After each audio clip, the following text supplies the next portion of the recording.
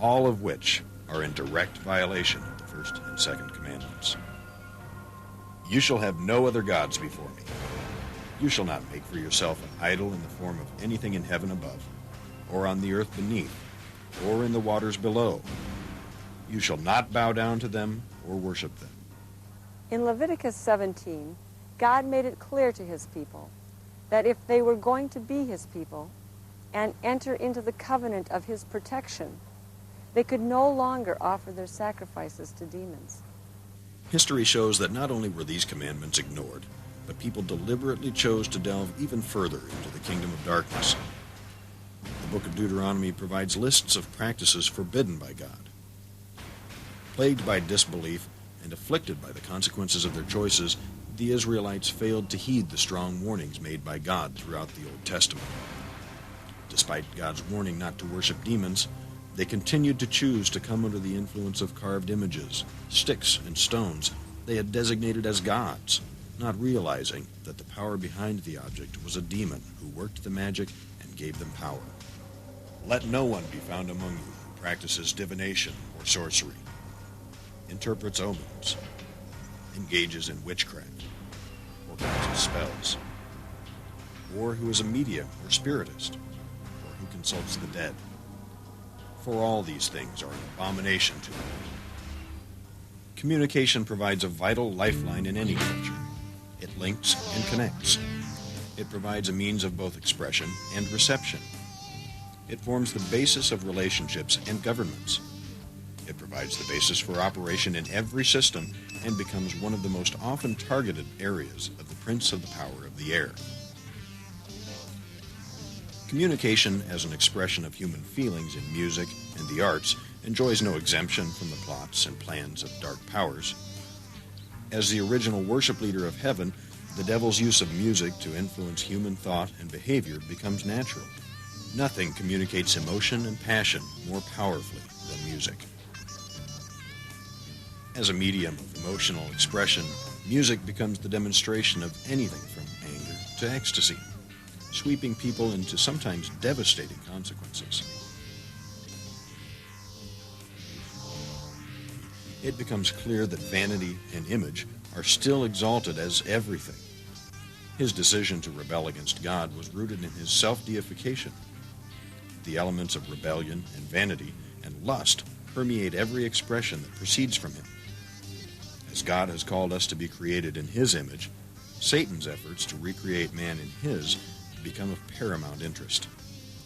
Combining beautiful images with the power of music via technology and the media, the prince of the power of the air manipulates the world with a seductive influence using sights and sounds. The devil creates a sensual, synthetic world of artificial reality that heightens discontent and creates a greater desire for the things he so wants to supply. Through the lust of the flesh, the lust of the eye, the pride of life, and the non-stop images of pleasure without consequences, power without responsibility, and prosperity without effort, the devil hopes to bankrupt the human race with a buy now, pay later philosophy. Eat, drink, and be merry becomes an empty pit of loneliness, depression, and despair. Satan creates a world so appealing, many find it difficult to resist. Though his intentions to pervert the truth and exalt the counterfeit have convinced some, others have found a more excellent way, the highway of holiness. Create. The effect of repeated exposure to enticing images, coupled with the need to escape the growing feelings of emptiness, make a profound impact on the human spirit. Relationships with real people often suffer and end tragically under the pressure. When faith in human relationships fails, people often turn to alcohol, meaningless sexual encounters, and suicide. And that's just the way I lived all my life. But I was just surviving. And I was serving this master. And the master, the road is so broad and wide to hell. And the master is the master of deceit. And he had me deceived that I just had a problem with drugs or with anger or with other people. And all the while, he just had me enslaved to him. He was the master deceiver. As is often the case, in the desperate search for meaning and significance, some are enticed into seeking a deeper revelation and relationship with spiritual beings. Originally created to be in a spiritual relationship with God makes turning to the spirit world for answers a natural response. Though many seek God for comfort and redemption, others choose a more mysterious and forbidden path. Wanting the more immediate pleasures and promises that evil offers makes hedonism, paganism, witchcraft, and Satanism all popular alternative lifestyle choices. Accessing the spiritual world can take many avenues and can begin as easily as going to a movie or reading a book. The dangers of darkness, though not always readily apparent, are nonetheless real. Those who enter such relationships do so at great peril to their own souls. Some make a deliberate choice to follow the devil, professing their intentions openly. It wasn't uncommon for people to be inducted by scarification at all. What do you call it? Scarification? Scarification. I was part of the group that would watch the head priest do the sacrificing. And the thing that made me freak out about the whole deal is when they actually did a human sacrificial. You actually saw that? Yeah. And what they did is, if you guys don't mind me getting into detail about it, I could get a little bit of trouble for this too.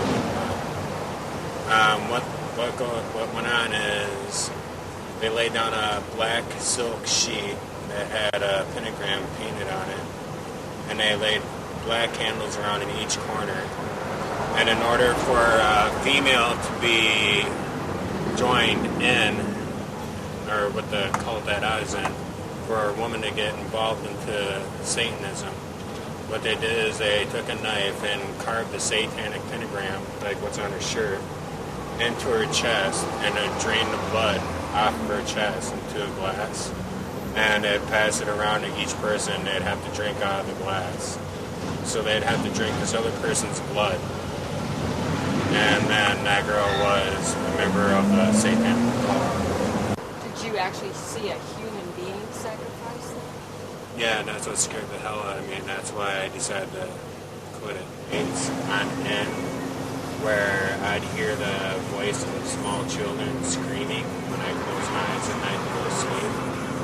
And also, I'd walk around, and from leaving the satanic cult, there's been forces that actually threw me against walls. And I went to church one day to free myself from it. My arm literally busted open in the spot. I got a little bit of a scar to prove it. It's right there. And my arm started gushing blood out. I mean, I would not want to see anything like that happen to you. So I would suggest giving it some deep thought. I mean, it's nothing to mess around with. It's getting in touch with the dark side of the world. And a lot of people think, well, demons ain't really all that real. But what I saw... What did you see? I was laying down one night and I heard something rattling underneath this little bamboo bench that I had. And I looked underneath there and I just heard something laugh with a demonic growl. And it laughed and I heard something scurry across the floor. And the next day I was cooking some breakfast and I saw a tail that was probably about like that around, that had no hair on it. It was all skin and veins. And I saw that, and I was thinking, well, that's just a snake. But then again, after that, I heard the same thing, rattle, rattling up against something, and I heard that little laugh. And that's when I realized that I opened up some doors that were not supposed to be there. Overwhelmed by the congenial, self-serving presentation of dark powers, they make their initial efforts through portals of light. The incentive to connect with darkness is enhanced by the thrill of horror, or the internalization of power and the feelings of being in control. Casting spells and mixing potions to manipulate others makes the practice of witchcraft both fun and appealing. They actively seek out a relationship with Satan for assistance and guidance. And I wanted to have my own, power and to go straight to the man they're worshiping anyway, Satan. Yeah, I guess it just started with like different chants and stuff. I guess I got kind of greedy, and I just started commanding these spirits to do what I wanted them to do. And it appeared to me like they were doing it, because I'd see my friends manifest all around me. Well, I was walking to work one day. I was supposed to fill in for my dad while he was at work. And I looked across the street, and I looked through the window, and he was in the store talking to this man. And instantly I just felt fear just move through my body, just instant fear. And I looked at his face, and it was his body, but his face was the face of this demon. It had these short, stubby horns and this kind of green leatherish face, kind of went down and kind of pointed, and it was looking right at me, and I kind of went insane after I saw it. And I think something got inside me because I kind of just completely lost control of my life. I felt like I was kind of just trapped inside.